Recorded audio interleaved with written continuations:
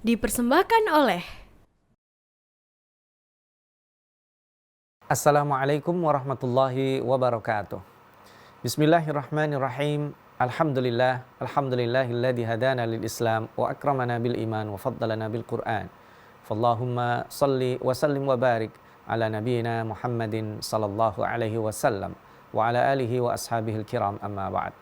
Para pemirsa TV-mu yang berbahagia, alhamdulillah dengan izin Allah kita berjumpa kembali dalam serial Tafsir Al-Azhar, membersamai Buya Hamka dalam menadabburi kalam ilahi, ayat-ayat Al-Quran. Terutama kita sudah mulai dengan lembaran baru dari juz 4. Kita telah menyelesaikan juz 3 dan sekaligus kita memulai di jilid 2 dari Tafsir Al-Azhar.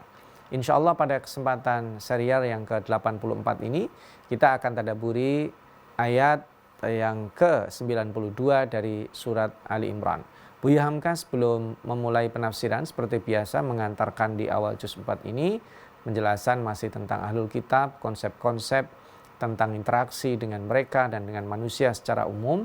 Lalu juga ada kisah-kisah yang disampaikan sampai kemudian panjang beliau sebutkan di akhir tentang al-musabarah. Sebelum menjelaskan lebih rinci, izin saya bacakan satu ayat yang kita tadabburi pada kesempatan kali ini.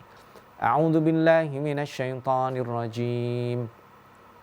Lan tanalul birra hatta tunfiqu mimma tuhibbun wa ma tunfiqu min syai'in fa innallaha bihi alim. Artinya, sekali-kali tidaklah kamu akan mencapai kebaikan sebelum kamu mendermakan sebagian dari harta yang kamu sayangi. Dan apa jua pun dari sesuatu yang kamu dermakan itu, sesungguhnya Allah Maha mengetahui. Para pemirsa, Buya Hamka memberikan prolog yang sangat luar biasa. Saya bacakan ya.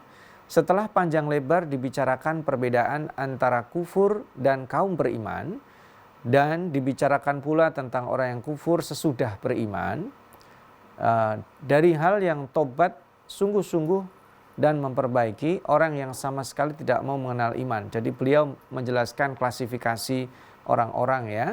Lalu beliau memulai menjelaskan tentang kebaikan yang di sini disebut dengan al-bir, yang beliau juga sebutkan sudah pernah dirinci lebih detail di ayat 176 dari surat Al-Baqarah ya. Laisal birra an tuwallu wujuhakum qibalal masyriqi wal maghrib. Ini sudah pernah dijelaskan bahwa kebaikan itu bukan hanya sekedar sesuatu yang sifatnya ritus, tetapi ada juga yang sifatnya hubungan sosial dengan sesama manusia. Buya Hamka menyebut begini. Menyebut iman adalah mudah, tetapi mencapai hasil iman yang mulia adalah suatu ujian hati yang berat. Orang belum akan mencapai kebaikan, dalam kurung di sini beliau sebutkan bir, atau hidup yang baik, atau jiwa yang baik, kalau dia belum sanggup mendermakan, memberikan barang yang paling dicintainya. Subhanallah. Jadi ungkapan ayat yang tadi kita bacakan, konsep tentang kebaikan yang di sini disebut dengan al-bir. Ini kata kebaikan di dalam Al-Quran cukup banyak. Ada kalanya disebut dengan al-khair, ada kalanya juga disebut dengan hasan atau hasanat, ya, kebaikan. Ada kalanya juga disebut dengan as-salihat, yani alladzina amanu wa amilus salihat, gitu ya. Nah, ini pilihan kata yang tepat albir yang Buya Hamka di sini menyebut sebagai kebaikan secara umum, lalu ada hidup yang baik, ada jiwa yang baik. Sesungguhnya albir itu mencakup ketiganya. Karena albir itu adalah kebaikan yang integral. Karena itulah dalam kebaikan kepada orang tua seringnya disebut dengan birrul walidain. Kenapa birrul walidain? Karena konsepnya adalah wabil walidaini ihsana. Nah, kata ihsan sendiri itu adalah bentuk superlatif.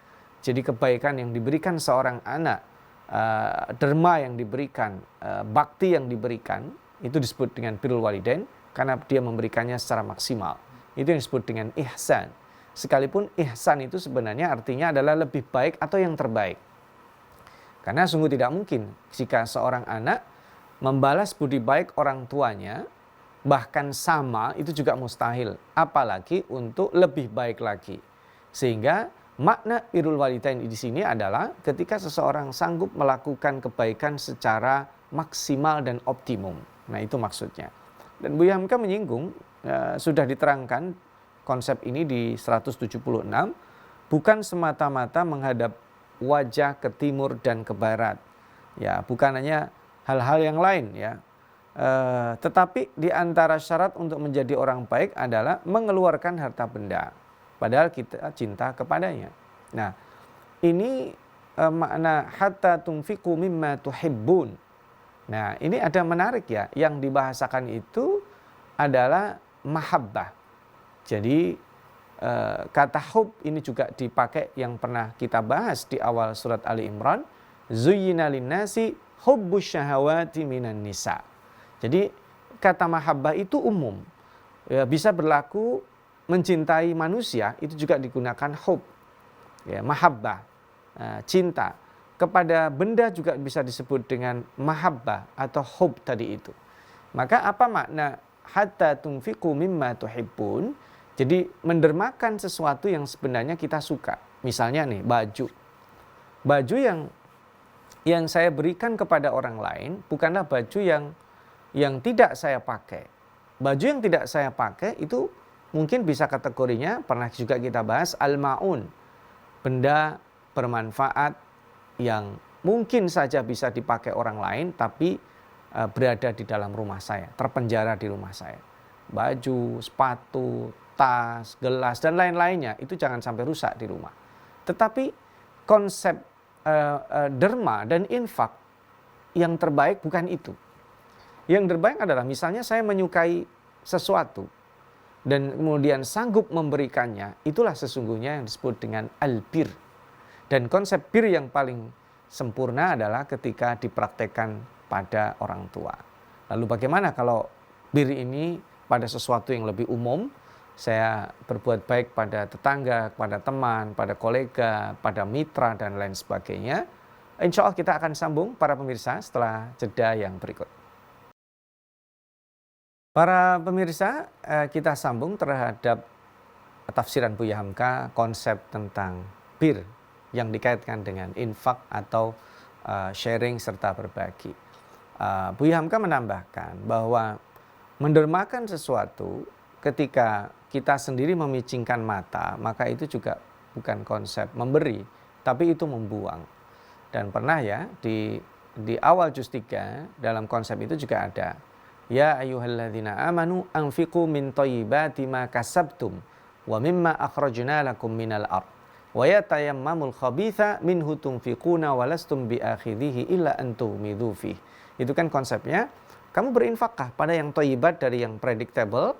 Jadi kita punya kasab ya, profesi, atau yang unpredictable, pemasukan yang non kasab yang kita dapatkan yang tidak diprediksi, dan jangan memberikan sesuatu yang kita sendiri tidak mau mengambil. Nah, ya itu konsepnya adalah kebaikan yang tidak maksimal.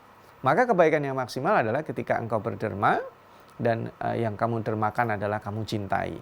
Nah, lalu ini semakin jelas ketika dilihat separuh ayat berikutnya. Wa ma tunfiqu min syai'in, apapun yang kamu infakkan, yang kamu dermakan, yang kamu bagi, yang kamu berikan, ya, fa innallaha bihi alim. Allah Maha tahu. Nah, Buya Hamka menjelaskan begini. Yang kamu infakkan itu bernilai atau tidak, ya.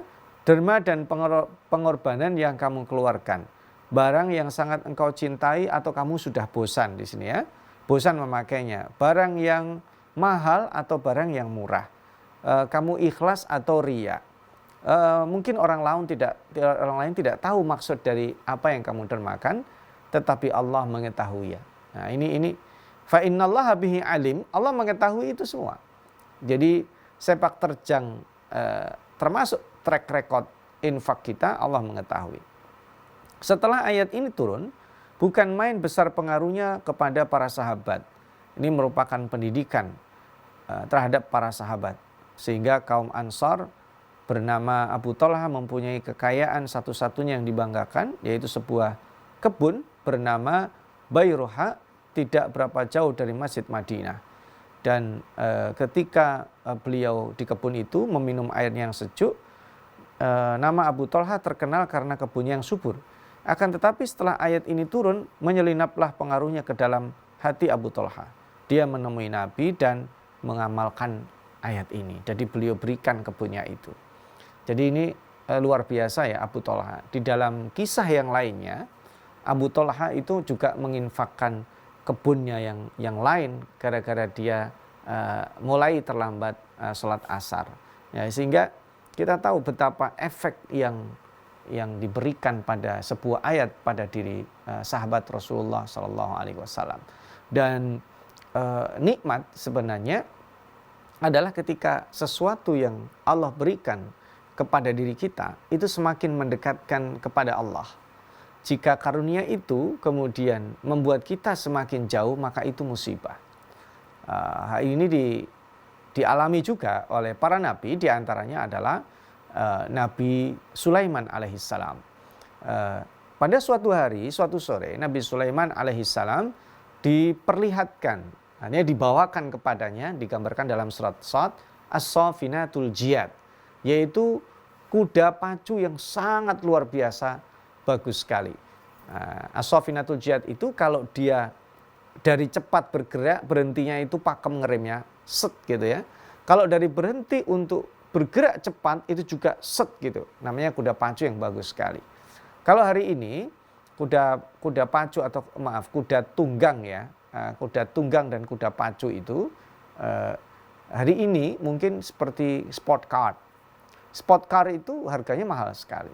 Tapi ketika Nabi Sulaiman sangat kagum dengan kuda itu, Nabi Sulaiman lupa berzikir di petang hari.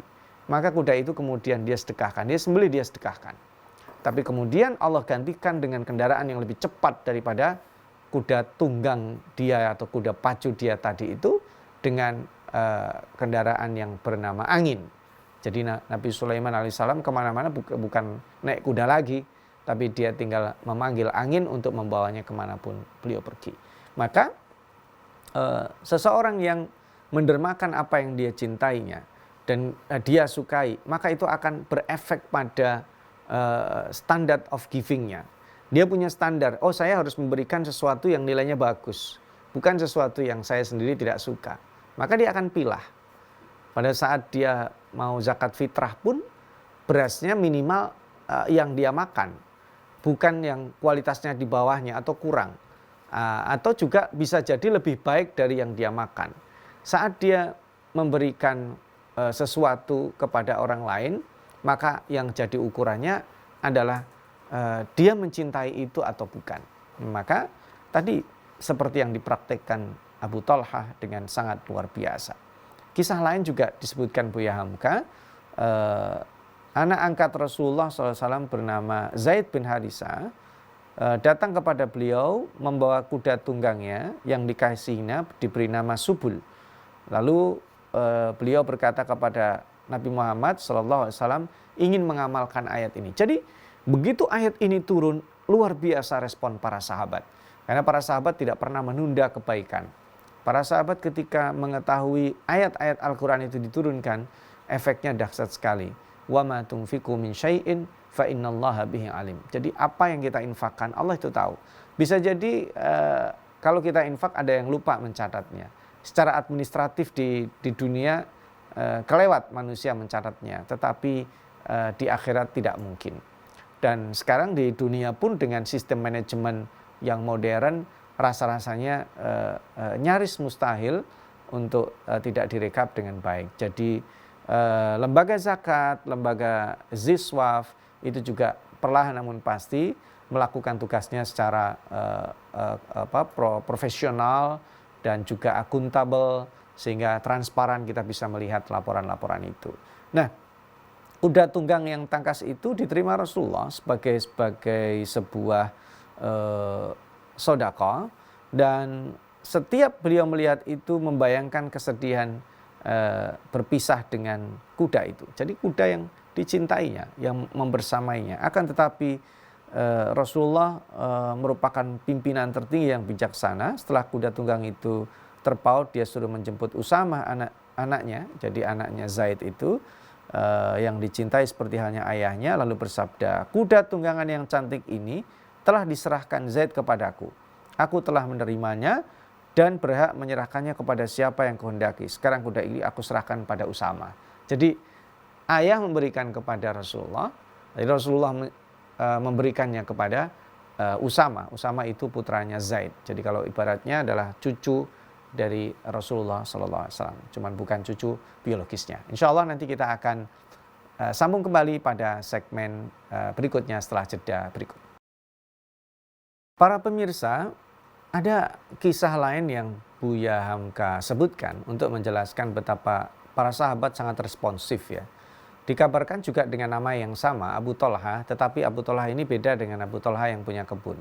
Ini seorang sahabat yang biasa, sederhana, bahkan cenderung tergolong orang miskin. Suatu ketika Rasulullah SAW kedatangan seorang tamu. Lalu Anas bin Malik diminta untuk mencarikan makanan ke rumah Aisyah. Dan Aisyah sebagai kalau diibaratkan sekretarisnya Rasulullah SAW di antara para istrinya mengatakan tidak ada makanan. Jadi tidak ada stok makanan sehingga hanya punya air saja. Lalu dilaporkan kepada Rasulullah SAW dan oleh beliau coba dicari ke rumah istri beliau yang lainnya dan seluruh istri-istrinya sama, tidak memiliki apa-apa kecuali air saja. Bayangkan ini adalah pimpinan umat Islam yang tertinggi. Jadi di rumahnya tidak ada apa-apa kecuali air saja. Tapi Rasulullah SAW kemudian menawarkan di hadapan para sahabat secara publik ya, dalam redaksi hadisnya begini, man yudayifu hadza al-laila. Siapa yang mau menerima sebagai tamu lelaki ini pada malam ini. Tidak lama beliau menyelesaikan kata-kata itu, Abu Tolha berdiri dan mengatakan, saya ya Rasulullah. Lalu dibawalah tamu itu ke rumahnya. Dipersilakan menunggu, lalu kemudian dia bertanya kepada istrinya, apa makanan yang akan diberikan kepada sang tamu. Sang istri mengatakan tidak punya makan, kecuali hanya tersisa porsi untuk anak-anaknya. Lalu kemudian dia perintahkan, tidurkan anakmu, kita hidangkan makanan ini untuk sang tamu. Lalu tamu itu makan dengan lahap, karena lampunya dimatikan. Abu Tolha pura-pura makan, jadi dia berdua makan berhadapan-hadapan, sehingga kemudian tidur dan subuh diajak menghadap Rasulullah SAW ya, di Masjid Nabawi. Dan ketika bertemu, Rasulullah SAW menyampaikan sebuah kabar gembira. Beliau menyabdakan, Allah amat kagum melihat perbuatanmu menyelenggarakan tamumu di malam, wahai Abu Tolha. Dan ini kemudian menjadi sebab turunnya surat Al-Hasyr ayat 9 yang disebut dengan wa yu'thiruna ala anfusihim walau kana bihim khasasah. Ini yang dikenal dengan konsep ithar. Jadi dia perlu, tapi dia yang lihat orang lain lebih perlu diberikan. Itu yang disebut dengan ithar. Nah itulah luar biasanya para sahabat. Bahkan ada satu kisah lagi, saya sekalipun ini ya para pemirsa kalau di zaman modern kayaknya mustahil ya. Kalau listrik mati sekarang orang punya handphone, ada lilin, jadi tetap ketahuan. Ini rasa-rasanya secara konsep mungkin terjadi, tapi dalam praktek kehidupan realitas hari ini nampaknya sulit terulang lagi. Bahkan termasuk yang kedua yang pernah saya baca dalam sebuah buku sejarah, bahwa Ali bin Abi Thalib suatu ketika di pagi hari hendak sarapan dan dia bertanya kepada istrinya yaitu Fatimah Zahra, putri Rasulullah SAW. Lalu Ali disampaikan, Kanda, makanan kita sudah habis ya. Semalam terakhir dimakan oleh anak-anak kita. Ali tersenyum dan mengatakan, jika demikian saya puasa hari ini dan saya akan keluar mencari makanan untuk kalian. Ali kemudian keluar. Dia mencari sehingga dapatlah beberapa dirham yang cukup digunakan untuk makan. Siang hari ketika dia hendak kembali, dia berjumpa dengan sahabat karibnya, saudara karibnya, yaitu bernama Al-Aswad. Jadi sahabatnya yang saat itu kelihatan murung, sahabatnya yang kelihatan lemas, kemudian ditanya, apa gerangan yang terjadi padamu? Kenapa engkau terlihat seperti itu? Lalu dia menjawab, oh, biasa, ya, kita capek bekerja seharian. Tapi kemudian Ali melihat gelagat yang tidak wajar dan kemudian mengatakan, billahi alaik, demi Allah saya tidak akan menggeserkan kedua kaki kecuali kamu jelaskan. Lalu dijelaskannya, ternyata saudaranya ini sudah 2 hari ya tidak ada makanan di rumahnya. Dia tidak memberi makanan untuk istri dan anak-anaknya, dan itulah yang membuat dia bersedih dan juga sekaligus badannya mulai terlihat lemes gitu ya. Lalu Ali tanpa ragu karena dia sudah memegang beberapa dirham uang, digenggamkanlah kepada sahabatnya, pulanglah, beri makan anak-anakmu. Lalu singkat cerita sahabatnya pulang dan kemudian Ali yang bingung karena dia harus segera kembali, hari menjelang senja dan dia tidak memiliki apa-apa. Maka setelah dia sholat asar, berjumpalah dengan mertuanya, yaitu Rasulullah SAW. Setelah ditanya ini dan itu, ada satu perkataan Rasulullah yang membuat Ali agak salah tingkah. Rasulullah SAW mengatakan begini, wahai Ali, kalau bahasa kita mantu, saya mau makan malam di rumahmu. Subhanallah, saya mau makan malam di rumah kamu. Nah, kalau kita jadi Ali, apa yang terjadi? Kalau kita adalah Ali, apa yang akan kita katakan? Bagaimana saya akan ngasih makan malam orang makanan untuk anak dan cucunya tidak ada? Atau mungkin kalau alasan modern, ada mertua kita mau datang, kita bilang saya ada rapat. Ya, tapi yang terjadi, Ali bin Abi Thalib kemudian siap. Labbaik ya Rasulullah, saya siap. Sekalipun demikian Ali gundah.